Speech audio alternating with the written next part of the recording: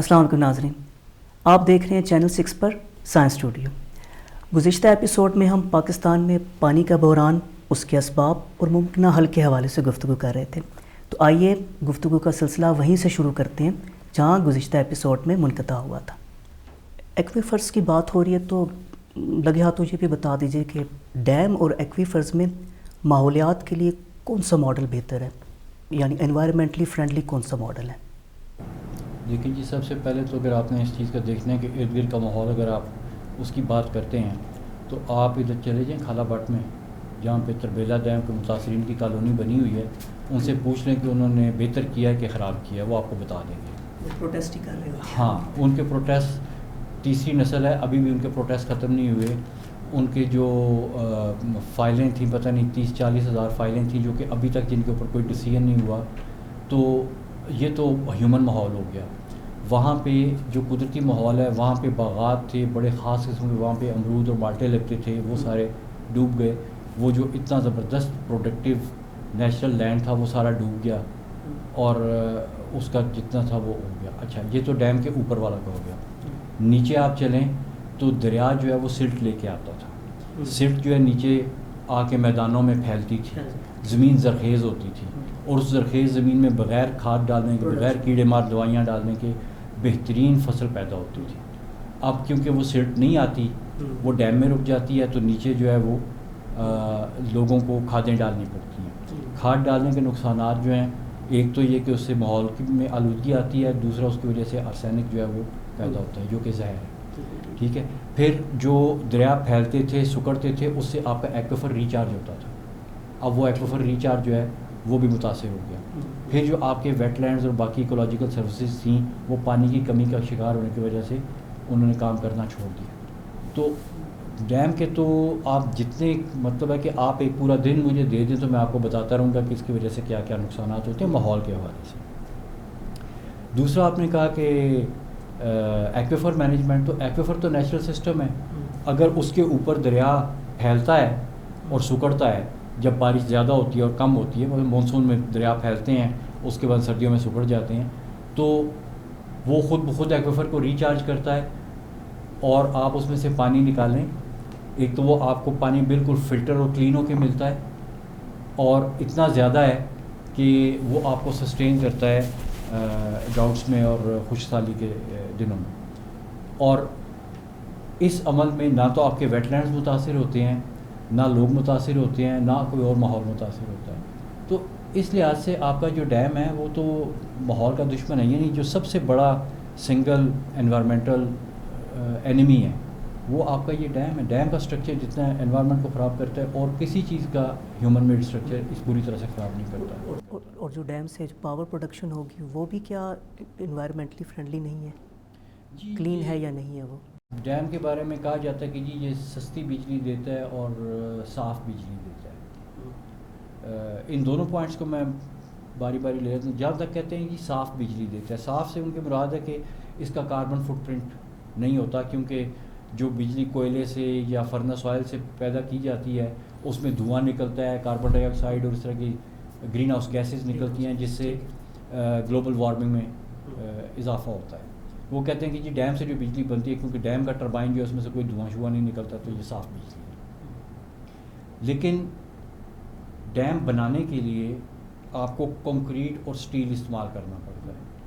اب یہی مثلا جو آپ کا دیمر بادشاہ ڈیم ہے، اس میں تقریباً کوئی 12 ملین ٹن سٹیل استعمال ہونا ہے۔ 1 ٹن سٹیل پروڈیوس کرنے کے لیے آپ تقریباً 1.8 ٹن یا تقریباً 2 ٹن کاربن ڈائی آکسائڈ آپ ہوا میں خارج کرتے ہیں انڈسٹریل پروسیس۔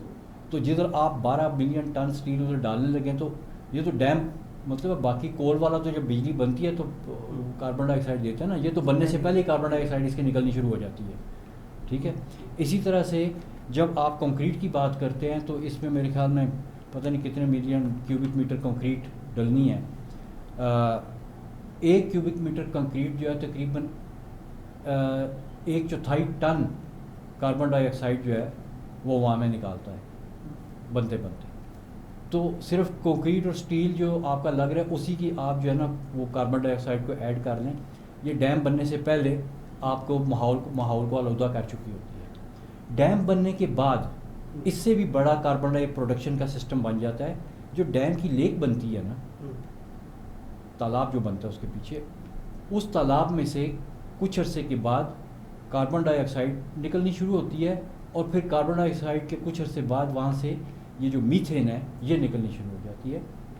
میتھین کی جو آلودگی ہے کاربن ایکویلنٹ کے حساب سے وہ تقریباً کاربن ڈائی آکسائڈ سے 35 گنا زیادہ ہے. تو اس کا جب آپ کاربن فٹ پرنٹ اس کی لیک کا نکالتے ہیں تو وہ تقریباً اتنی کاربن ڈائی آکسائڈ ایکویلنٹ نکل رہا ہوتا ہے آپ کی ڈیم کی لیک میں سے جتنا اسی پاور کا آپ نے کوئلے کا پلانٹ لگایا ہوتا تو اس میں سے نکلتا. بلکہ جب آپ ڈیم کے تمام جو کاربن ڈائی آکسائڈ نکلنے کے, پھر ایک اور چیز کہ جب ڈیم آپ بنا دیتے ہیں ڈیم کے بیچ میں جو ویجیٹیشن ہوتی ہے نا وہ تو ڈوب جاتی ہے. ڈوبنے سے پہلے وہ کاربن کو ایبزارب کر رہی تھی آپ کی ویجیٹیشن, اب وہ ایبزارب نہیں کر رہی تو آپ کی جو سسٹم کی کیپیسٹی تھی کاربن ایبزارب کرنے کی آپ نے وہ کم کر دی. ٹھیک ہے. اسی طرح سے جو ڈیم کے نیچے ویٹ لینڈس کا اور باقی سارے بایوٹا کا نقصان ہوتا ہے آل دا وے ٹو مینگروو فارسٹ, اس سے جو کاربن ڈائی آکسائڈ نکلتی ہے وہ کتنی ہے. جب آپ ان ساری کاربن ڈائی آکسائڈوں کو ایڈ کرتے ہیں تو جتنی کوئلے سے کاربن ڈائی آکسائڈ نکلتی ہے اس سے زیادہ آپ کا ڈیم کاربن ڈائی آکسائڈ نکالتا ہے. تو اس لیے یہ انرجی کلین نہیں ہے, نمبر 1. دوسری بات کہ سستی ہے. ڈیم کی کاسٹ اگر آپ ڈیم بادشاہ کی میں نے تھوڑی سی کیلکولیشنز کی تھی کہ یہ قرضہ شرضہ واپس کر کے ہمیں مطلب ہے کہ یہ ڈیم کتنے کا پڑے گا, تو ابھی یہ اس سال اپریل میں وہ کوئی میں دیکھ رہا تھا خبر آئی تھی جس میں انہوں نے بتایا کہ جو واٹا کا جو ٹیرف ہے نا ہائیڈرو پاور کے اوپر وہ 4 روپے 11 پیسے ہے. مطلب ہے کہ واپڈا کو یہ جو بجلی پیدا ہوتی ہے وہ 4 روپے 11 پیسے میں پڑتی ہے.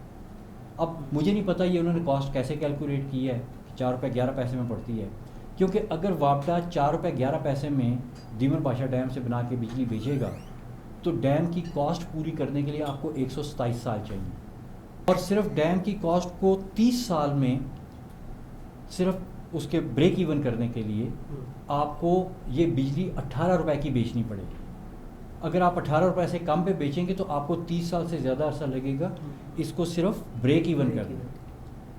اور ایک انویسٹمنٹ جو بریک ایون ہوتے ہوتے 30 سال لگا دیتی ہے اس نے آپ کو فائدہ کب دینا ہے, کیونکہ 30 سال میں تو ویسے ہی ڈیم کی لینک جو وہ مٹی سے بھر چکی ہوگی, اور پھر کوئی اور قرضہ دینے والا آ جائے گا کہ یار اس کی بھی منگل اور تربیزہ کی طرح دیواریں اونچی کرو, اور دیواریں اونچی کرنے کے لیے پھر قرضہ لے لو تاکہ ڈیم کی لائف بڑھ جائے اور اصل میں قرضے کی لائف بڑھ جائے.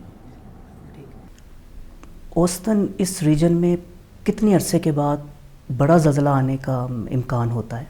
دیکھیے جی, جو ہمالیہ کے اوپر ریسرچ ہے نا اس میں وہ کہتے ہیں کہ میگنیچیوڈ 9 تک کا اس میں زلزلہ آ سکتا ہے, اور جو میگنیچیوڈ 8 کا ایونٹ ہے نا اس کی جو جیولوجیکل ٹائم لائن میں فریکوینسی ہے وہ تقریباً ہر 200 سال میں ایک دفعہ آتا ہے.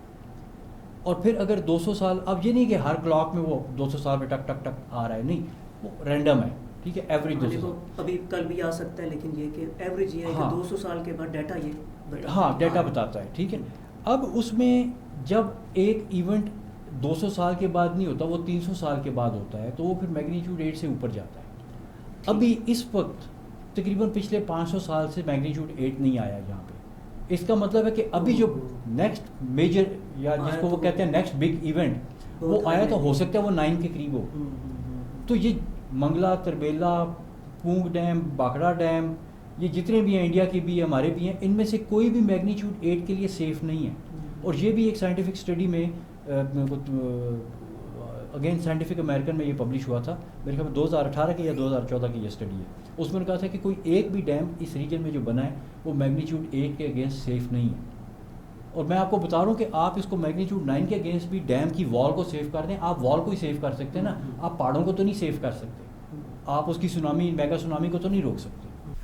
یہ آرگومنٹ تو لاسٹ نیل ان دا کوفن دکھائی دیتا ہے, کیونکہ اگر اسٹرکچرل سیفٹی ہی نہیں ہے تو it seems very risky. I think یہ کچھ لوگوں نے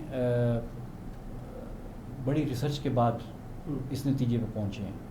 اس وقت یورپ میں تقریباً ایوریج ہر 2 ہفتے کے بعد ایک بنا ہوا ڈیم جو انہوں نے پچھلے 50 سے مطلب ہے کہ 70 سال میں بنائے ہیں, ہر بنا ہوا ڈیم ہر 2 ہفتے میں ایک ڈیم یورپ میں ڈسمینٹل ہو. تقریباً اسی سپیڈ سے امریکہ میں بھی ہر ہفتے میں ایک ڈیم ایوریج ڈسمینٹل کیا جا رہا ہے، کیونکہ ان کو سمجھ آ گئی ہے کہ یہ انوائرمنٹ کے لیے بھی نقصان دہ ہے اور اس کے اور بھی بہت سے مطلب ہے کہ ایشوز ہیں، تو اس لیے وہ ایک ایک کر کے کھول رہے ہیں.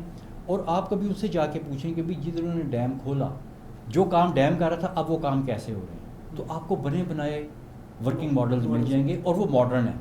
ٹھیک ہے، وہ ماڈرن ماڈلز آپ کو مل جائیں گے. یہاں بھی وہ ظاہر ہے اگر ادھر ڈیم بن سکتا تھا تو پھر ادھر بھی بن سکتا تھا، تو جو ادھر اگر ٹھیک چیز ہو سکتی ہے وہ ٹھیک چیز ہو سکتی ہے. اصغر صاحب، آپ نے واٹر اکانومی کا کچھ دیر پہلے ذکر کیا، تو تھوڑا سا اس کے بارے میں بھی ہمیں ایجوکیٹ کیجیے گا. ہمیں بیسیکلی ضرورت ہے واٹر اکانومی کو انڈرسٹینڈ کرنے کی. ابھی ہمارا فوکس صرف ایگریکلچر کے اوپر ہے. دیکھیے صرف ایگریکلچر ہی اس کا اکنامک انجن نہیں ہے، اس میں 2-3 اور اکنامک انجنز بھی ہیں جس کو ہم ڈسکس کر سکتے ہیں. اس میں یہ ہے کہ اگر ابھی تو فی الحال تو ہم نے دریاؤں میں سے پانی سارا نکال کے ایک ہی سیکٹر کو دیا ہوا ہے. اگر اس سیکٹر کو ہم ایفیشینٹ کر لیتے ہیں اور وہ پانی واپس دریاؤں میں آ جاتا ہے تو ہم انلینڈ نیویگیشن کر سکتے ہیں. انلینڈ نیویگیشن کا یہ ہے کہ ہم سامان جو سمندر سے ہے وہ کشتیوں کے ذریعے اوپر لے جا سکتے ہیں، ریورز کے تھرو ڈفرینٹ سٹیز میں لے جا سکتے ہیں، نئے پورٹ اسٹیبلش کر سکتے ہیں، ایک نیا بزنس اسٹیبلش کر سکتے ہیں. تو ترسیلی راستے. تو یہ ہمیں اس طرف بھی سوچنا چاہیے کہ ہم نے سارا پانی اٹھا کے اپنا ایک ہی سیکٹر میں ڈال دیا اور اس سیکٹر کی ایفیشنسی دنیا میں سب سے لوسٹ ہے. ہماری ییلڈز دنیا میں سب سے لوسٹ ہے اور ہم پانی بہت زیادہ استعمال کر رہے ہیں اور اس کی آؤٹ پٹ نہیں لے رہے. تو ہمیں اس پہ سیریسلی سوچنا ہے اور دوسرے جو ہمارے واٹر اکنامک انجنز ہیں اس پہ بھی ہمیں کام کرنا چاہیے. اچھا یہ ہے. اس کے بعد پھر یہ جیسے ڈاکٹر صاحب نے وہ ایک آرٹیکل لکھا تھا کراچی کے اوپر کہ وہی پانی اگر ہمارے ریورز میں آتا ہے تو اس میں ہم آرٹیفیشیل ریور اگر کراچی میں اگر ایک بناتے ہیں تو اس کی جو انٹرنسک ویلیو آف واٹر ہے اس سے ہم اربوں ڈالر کما سکتے ہیں. کراچی جو ہے ہماری مین ہب ہے، اکنامک ہب ہے. آپ دیکھیں وہاں پہ ہر قسم کا انٹرنیشنل بزنس اویلیبل ہے. اگر وہاں پہ ہم ایک ایسا انوائرمنٹ کریٹ کرتے ہیں جو لوگ وہاں پہ جائیں اور اس ریور کے اراؤنڈ واک کریں، اس کے ساتھ ساتھ آپ جو ہے نا ہائی رائز بلڈنگز اپنی بنائیں، تو دیکھیں پانی صرف ادھر نظر آئے گا لوگوں کو اور اس سے آپ پیسہ کما رہے ہو، اس پانی کو یوز نہیں کر رہے ہوں گے. اچھا دوسری چیز یہ ہے کہ اس کے نیچے اگر آپ ریچارج کے سسٹمز لگا دیتے ہیں تو اس ریور میں جو پانی موو کر رہا ہوگا وہ پانی زمین کے اندر بھی جا رہا ہوگا، تو لوگوں کو پھر ٹینکرز لینے کی ضرورت نہیں پڑے گی. لوگ اپنا بور کر کے ہی وہ جو پانی جو ہے نا اس کو استعمال کر سکتے ہیں. تیسرا یہ ہے کہ جو کلائمیٹ چینج سے بھی پانی، دیکھیں نیچر ہمیں پانی دے رہی ہے اور ہر جگہ پہ ہمیں گفٹ کر رہی ہے پانی. اب یہ ہماری پرابلم ہے مینجمنٹ کی کہ ہم مینجمنٹ نہیں کر پا رہے اور اس پانی کو ہم سٹور نہیں کر پا رہے. تو یہ جو چیزیں ہم ڈسکس کر رہے ہیں اس کے سلوشنز آلریڈی دنیا میں ہیں اور سارے لوگ اس پہ کام کر رہے ہیں. اور بدقسمتی سے ہم نے ایک ہی سیکٹر پہ فوکس کیا اور اس سیکٹر کی بھی جو ہماری اکانومی ہے وہ ٹھیک نہیں ہے، اس میں لوسٹ ییلڈز ہیں اور آپ کو پتہ ہی ہے کہ ہمارے واٹر کے کرائسس. دوسری بات یہ ہے کہ ہم نے اپنے فارمر کو ایک ایسے پرانے سسٹم میں ڈالا ہوا ہے کہ وہ بیچارہ پاورٹی سے باہر نکل ہی نہیں رہا. اچھا اس کے سوشل پرابلمز اتنے زیادہ ہیں کہ دیکھیں اس نے جانا ہے، اس نے ٹائم پہ جا کے پانی دوسرے فارمر سے لینا ہے. اب دوسرے فارمر نے اگر لیٹ کر دیا وہاں پہ لڑائیاں ہوتی ہیں، جھگڑے ہوتے ہیں. آپ گاؤں میں چلے جائیں، ایک بھائی بھائی سے نہیں بول رہا، ہمسایہ ہمسایہ سے بات نہیں کرتا. کیوں؟ کہ پانی کے اوپر ان کی لڑائیاں ہوئی ہیں اور خاندان میں اتنی پرانی دشمنیاں چل رہی ہیں. تو ہر طریقے سے جو ہے نا یہ سسٹم ہمیں سوٹیبل نہیں ہے، پرابلم کر رہا ہے. تو دیکھیں اب ہمیں دنیا کے ساتھ اگر چلنا ہے تو ہمیں جو واٹر اکانومی ہے اس کو انڈرسٹینڈ کرنا ہے اور وہ دوسرے انجن بھی انووک کرنے ہیں جس سے دنیا فائدہ اٹھا رہی ہے. اصغر حسین صاحب اور ڈاکٹر حسن عباس، آپ نے اتنے اہم موضوع پر ہمیں اتنی بنیادی سطح کی اور بہت ویلیویبل انفارمیشن دی. میرا اپنا کنسیپٹ بھی بڑی حد تک کلیئر ہوا ہے اور مجھے امید ہے کہ ہمارے ویورز کی آگاہی میں بھی اضافہ ہوا ہوگا. مگر اگر اس موضوع پر مزید کچھ سوالات اٹھیں یا کاؤنٹر آرگومنٹس ہوں تو میں آپ سے ریکویسٹ کروں گا کہ آپ ہمیں دوبارہ وقت دیجیے گا تاکہ اس موضوع پر سائنس اسٹوڈیو کے پلیٹ فارم سے ہم ایک صحت مند اور مثبت مکالمے کا آغاز کر سکیں. انشاءاللہ. ناظرین، کائنات میں اب تک دریافت ہونے والے اربوں سیاروں اور ستاروں میں ہماری زمین وہ واحد جگہ ہے جہاں پر زندگی پائی جاتی ہے۔ سائنسدان اس کی وجہ پانی کی موجودگی بتاتے ہیں۔ قطع نظر اس بحث کے کہ پاکستان میں پانی کی قلت ہے یا نہیں، اس ساری گفتگو سے ہم کم از کم ایک نتیجہ ضرور نکال سکتے ہیں، اور وہ یہ کہ پاکستان میں واٹر مس مینجمنٹ کا مسئلہ بہرحال پایا جاتا ہے، جسے فوری طور پر ایڈریس کرنے کی ضرورت ہے۔ اس گفتگو سے امید ہے کہ آپ کو پاکستان میں پانی کا بحران، اس کے اسباب اور ممکنہ حل کے حوالے سے ایک نیا نقطہ نظر ملا ہوگا۔